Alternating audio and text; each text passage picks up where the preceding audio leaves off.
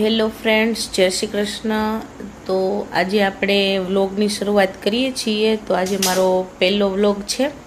તો જોજો તમે, થોડુંક રિસ્પોન્સ આપજો અને ચેનલને સબસ્ક્રાઈબ કરી દેજો અને વિડીયો સરસ લાઈક કરી દેજો અને તમને ફાવે એવી કમેન્ટ કરી દેજો, બરાબર?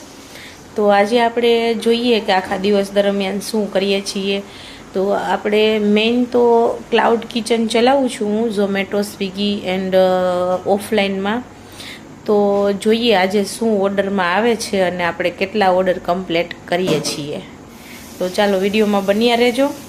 આગળ આપણે જોઈએ.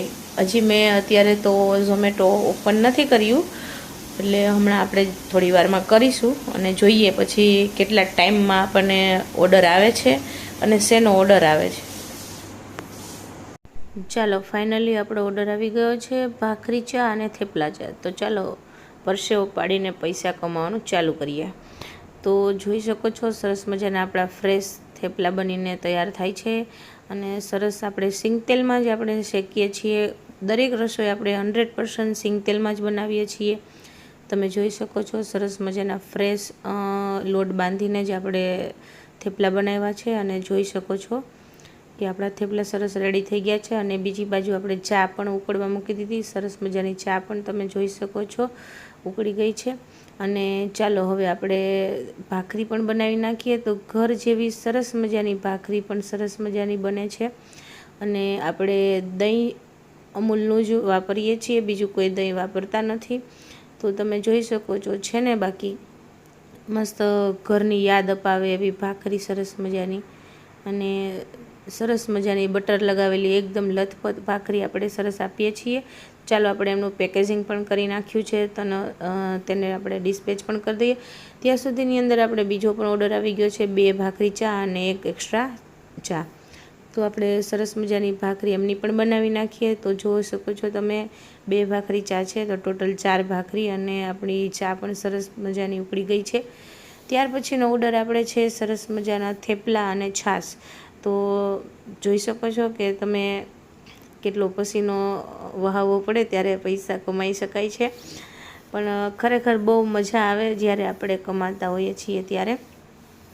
તો સરસ મજાના ચાલો આપણે તેમનો પણ ઓર્ડર રેડી કરી નાખીએ. તો આપણે એકદમ સરસ ફ્રેશ અને ઘરેથીને જ બનાવીએ છીએ. તો તમને કોઈ પણ જાતની આમાંથીને આર્ટિફિશિયલ કલર કે પછી કોઈ પણ જાતના અનહેલ્ધી ઇન્ગ્રીડિયન્ટ્સથી આપણે કોઈ વસ્તુ બનાવવામાં નથી આવતી. તો સરસ મજાના થેપલા આપણે બનાવીને રેડી કરી દીધા છે. તો એ ઓર્ડર પણ આપણે સરસ મજાનો ડિસ્પેચ કરી દઈએ. તો એમને સરસ મજાનું મસાલા દહીં છે અને સલાડનું બાઉલ છે. તો એના પછીનો ઓર્ડર આપણે આવી ગયો છે કાઠિયાવાડી ડિલક્સનો.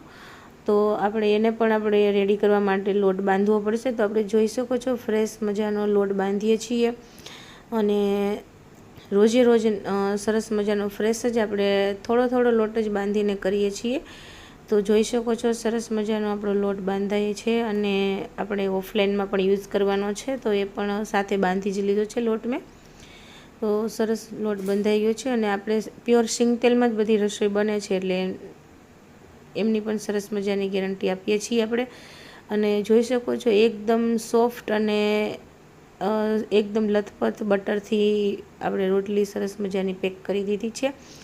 તો તમે જોઈ શકો છો આપણી ડિલક્સ થાળી કંઈક આવી રીતે હોય છે. 2 સબ્જી હોય છે, દાળ ભાત હોય છે, 7 રોટલી હોય છે, 2 જાંબુ હોય છે, સલાડ હોય છે, છાશ હોય છે અને પાપડ હોય છે. તો આપણે એ પણ ઓર્ડર ડિસ્પેચ કરી દીધો. ત્યાર પછીનો ઓર્ડર આપણે આવી ગયો છે પાછો ભાખરી અને થેપલાનો. તો એ પણ આપણે બનાવીને રેડી કરી નાખ્યો છે. સરસ મજાનો ચા અને ભાખરી આ રીતે બની ગઈ છે. વાગ્યા છે 4:30 અને ઝોમેટોમાંથી આપણે એક ડિલક્સ થાળીનો ઓર્ડર આવ્યો છે. ચાલો સાથે બીજો પણ ઓર્ડર આવી ગયો છે સ્વિગીમાંથી, જેમાં આપણે પંજાબી મિની થાળી છે. ચાલો ફટાફટ બનાવી નાખી. ચાલો ટોટલ 3 ઓર્ડર આપણે ભેગા થઈ ગયા છે. 2 મિની થાળીના છે જે સ્વિગીમાંથી છે અને એક છે ડિલક્સ જે ઝોમેટોમાંથી છે. તો ચાલો આપણે રેડી કરી નાખી, પછી મળીએ પાછા. ચાલો પંજાબી સબ્જી બનાવવા માટે આપણે કેપ્સિકમ અને ડુંગળી કાપી લીધા છે અને પનીરના ટુકડા પણ કરી લીધા છે. અને આ ત્રણેય ઓર્ડર માટેની રોટલી સરસ મજાની આપણે કમ્પ્લીટ કરી લીધી છે, ગરમા ગરમ મસ્ત મજાની. અને જોઈ શકો છો આપણે તેમાં બટર પણ ફ્રેશ અને અમૂલનું જ વાપરીએ છીએ.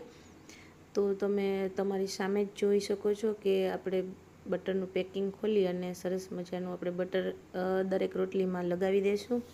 તો ટોટલ 22 રોટલી છે. આપણે ડિલક્સમાં 7 રોટલી હોય છે અને મિની થાળીમાં 5 રોટલી હોય છે. અને તમે સરસ મજાની જોઈ શકો છો કે આપણે બીજો પણ એક ઓર્ડર સાથે છે જેને મેં શૂટ કરી નથી શકી. તો આપણે ટોટલ 22 રોટલી સરસ મજાની બની ગઈ છે. અને પેક પણ કરી દઈએ આપણે સરસ મજાના એલ્યુમિનિયમ ફોઇલમાં, જેથી કરીને ગરમ અને એકદમ સરસ સોફ્ટ રહે. તો તમે જોઈ શકો છો એકદમ સરસ મજાની બટર લગાવેલી અને એકદમ સોફ્ટ રોટલી છે. આપણા ઘરના જ લોટમાંથી ને આપણે બનાવીએ છીએ, ઘઉં પણ આપણા ઘરના જ હોય છે. તો તમે જોઈ શકો છો સરસ મજાની સોફ્ટ અને એકદમ પોચી રોટલી બનીને કદાચ ઘરે પણ આવી નહીં બની શકે એવી સરસ મજાની રોટલી આપણે બનાવીએ છીએ.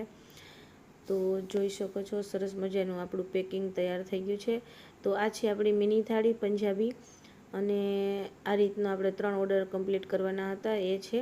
તો ચાલો એના પછી આપણે બીજો ઓર્ડર હતો નેક્સ્ટ પંજાબી મિની અને થેપલા દહીં. જો આપણા થેપલા રેડી થઈ ગયા છે અને અહીંયા આપણી મિની થાળી પણ થઈ ગઈ છે, જેમાં સલાડ આપણે ખાલી એડ કરવાનું છે. તો ચાલો એને પણ આપણે ડિસ્પેચ કરી દઈએ. તો આ છે આપણી પંજાબી રેગ્યુલર થાળી અને આ છે મિની થાળી. તો મિની થાળીમાં સબ્જી, રોટી અને સલાડ આવશે, અને આપણી રેગ્યુલર થાળીમાં એક સબ્જી આવશે, સ્વીટ આવશે, જીરા રાઈસ, દાલ ફ્રાય, 5 રોટલી, પાપડ, છાશ અને સલાડ બધું જ રેગ્યુલર થાળીમાં આવી જશે એક જ સાથે.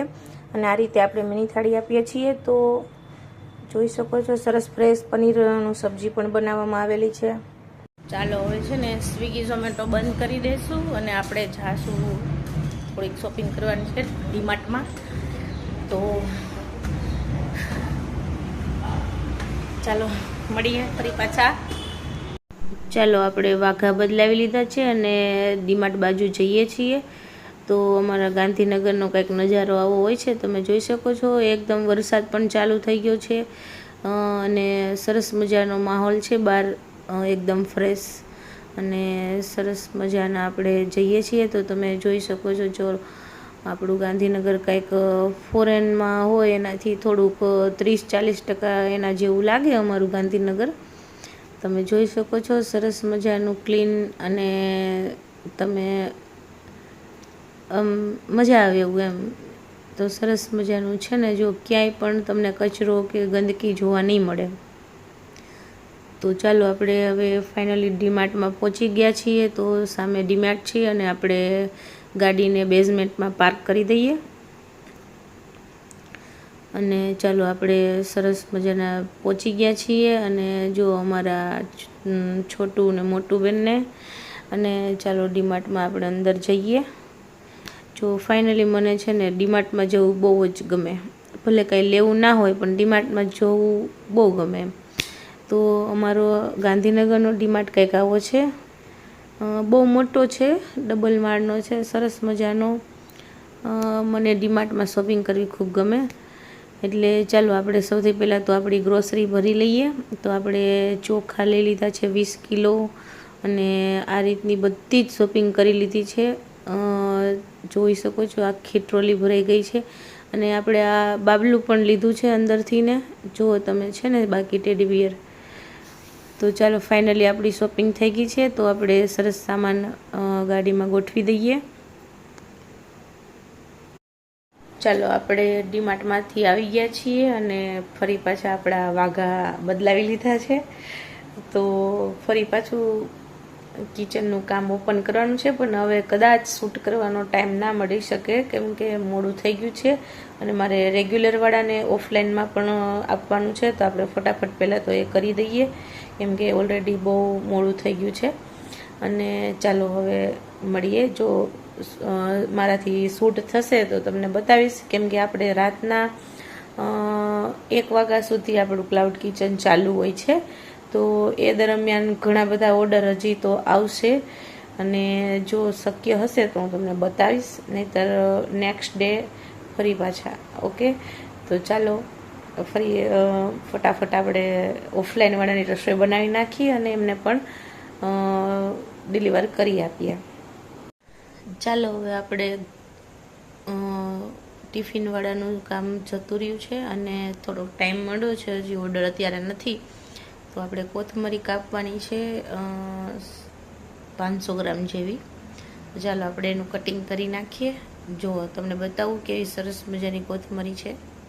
ચાલો હવે આપણે આ કોથમરી લીધી છે, હવે એને મસ્ત ફ્રેશ છે ને, જો ને આપણે એને કટિંગ કરવાની છે. કોથમરીનો ભાવ તમારે શું છે મને જરાક કોમેન્ટમાં કહેજો. અમારે તો બહુ મોંઘી, આટલી 110 રૂપિયાની એવી 500 ગ્રામ છે. 110 રૂપિયાની 500 ગ્રામ મળે છે અમારે અહીંયા. તો તમારે ત્યાં કોથમરીનો ભાવ કેવો છે મને કમેન્ટમાં જરાક કહેજો. તો ચાલો આપણે કાપી નાખીએ. કોથમરી સરસ મજાની સમારી લઈએ છે ને, બાકી મસ્ત ફ્રેશ. જો રાતના વાગી ગયા છે 2:45 અને આપણું કિચન એકદમ ચકાચક થઈ ગયું છે. ચાલો બતાવું. જો છે ને, બાકી મસ્ત કમ્પ્લીટ નીટ એન્ડ ક્લીન. અને કાલ સવારે ઉઠીને ત્યારે એની હાલત જોવાની.